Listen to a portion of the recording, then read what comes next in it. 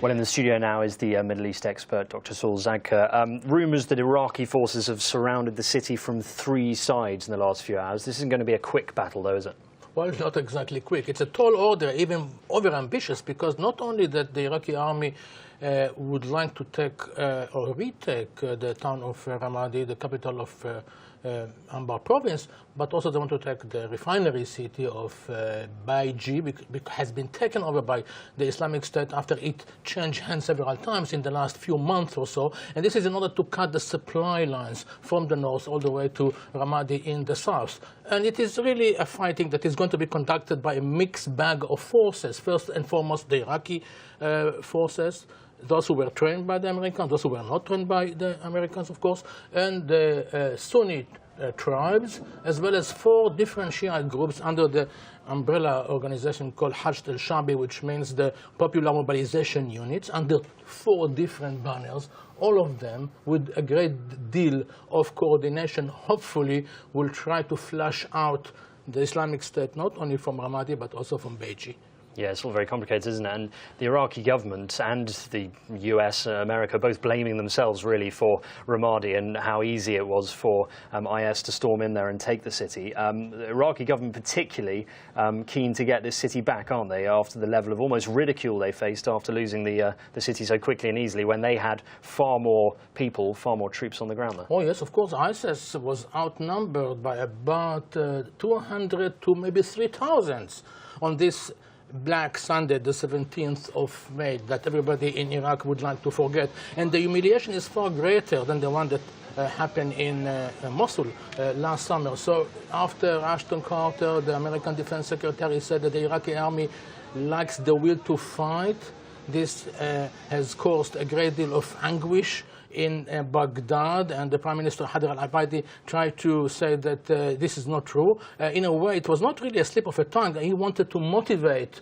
the Iraqi army to prove otherwise, to prove him wrong. And they are quite determined, more than 10 days ago, to try and do their utmost with the help of the Shiites, reluctantly, in order to get some kind of victory against ISIS. This time, of course, they will have many more forces on the ground. ISIS also, in fact, reinforced itself in the last few days or so. They have many more hundreds, and we are really going to face a huge showdown.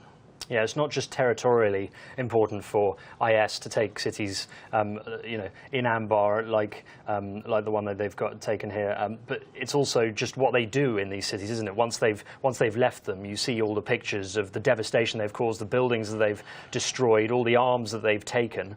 What are we likely to see here once they've left, if the Iraqi forces do take? If of course they do take or retake Ramadi, they will definitely see the kind of carnage that has been witnessed by so many people in Tikrit last March, which means really a scorched earth, beheading of hundreds of people, destroying plenty of buildings, especially landmark government buildings. And of course, all this would be happening while the Shiite militias backed by Iran would be the dominating force. And they have already dubbed the operation answering the call of Hussein. They talk about Imam Hussein, who used to be the 3rd Shiite Imam, the grandson of Muhammad, the son of the 3rd Shiite Imam, the one whose beheading in 680 provoked the emergence of the Shia. So they already claim ownership of this operation if it is proved to be successful.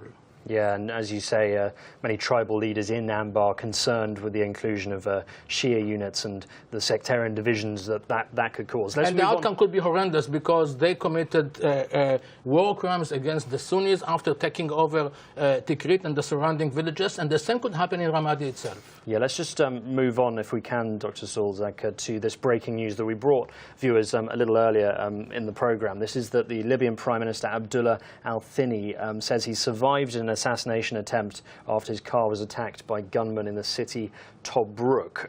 Who's likely to have tried this? Because obviously Libya has been in turmoil since Gaddafi was ousted. Of course, and there are plenty of enemies who can really claim responsibility for this assassination attempt. Not necessarily against him personally, but against the government that he's heading, the government of Tobruk, which is the internationally recognized government that the West deem as the official and legitimate government in Libya, as opposed to the one that is based in Tripoli. So it could be those who are running the government in Tripoli, the Libya Down, or the Fajr Libya, as they are called, which is really a mixed bag of jihadists and Islamists. It could be also ISIS, that we remember from the beheading of the Christian Copts a couple of weeks ago, when 21 were executed. And of course, it could be remnants of the Gaddafi regime. All of them are against this government that is based at the moment in Tobruk and claims some kind of an authority in a country that is really divided and fragmented between two governments, two parliaments, and two authorities. Yeah, we see a lot of stories about Libyan migrants trying to cross into Europe. It's incidents like this, isn't it, Saul, where you realize just why they're trying to get out of that country? Oh, yes, of course, yes. Although those Africans, of course, are not all of them Libyan, but he has been targeted in the past. He's quite a reluctant prime minister. He did not want to be prime minister. He was appointed in March last year. And in fact, today, just before the assassination attempt, he was advised by his colleagues to leave the parliament, which meets in a naval basis in Tobruk, following a demonstration demanding his resignation. So he left the naval bases with his convoy, and then he noticed that some of his assassins tried to kill him. Eventually, he managed to fly, or to flee by a whisker. So, yeah, he's escaped death a number of times. Dr Saul Zadka will no doubt be talking about both those issues again, but for now, thank you very much indeed.